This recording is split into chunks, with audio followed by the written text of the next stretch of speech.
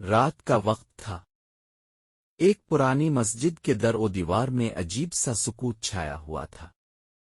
نمازی سب جا چکے تھے، بس مؤذن صاحب تسبیح پڑھتے ہوئے روشنی بند کرنے لگے۔ اچانک مسجد کے پچھلے حصے سے ہلکی سی آہٹ آئی۔ وہ رکے اور دھیرے سے آواز دی، کون ہے وہاں؟ کوئی جواب نہیں آیا، بس سایہ سا جھلملایا اور غائب ہو گیا۔ مؤذن صاحب نے سمجھا شاید کوئی بلی ہوگی، لیکن اگلے دن بھی وہی آوازیں، وہی سرگوشیاں۔ ایک رات امام صاحب نے خود دیکھنے کا فیصلہ کیا۔ عشاء کے بعد وہ مسجد میں رک گئے۔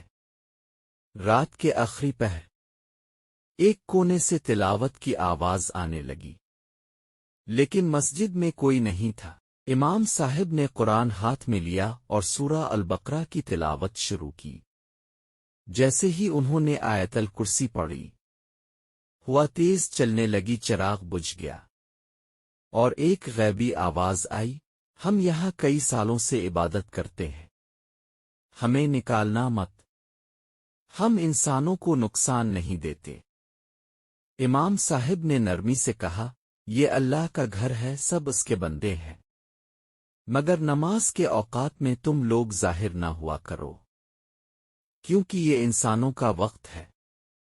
اس دن کے بعد وہ آوازیں کبھی سنائی نہ دیں، لیکن مسجد میں ایک عجیب روحانی سکون ہمیشہ محسوس ہوتا رہا۔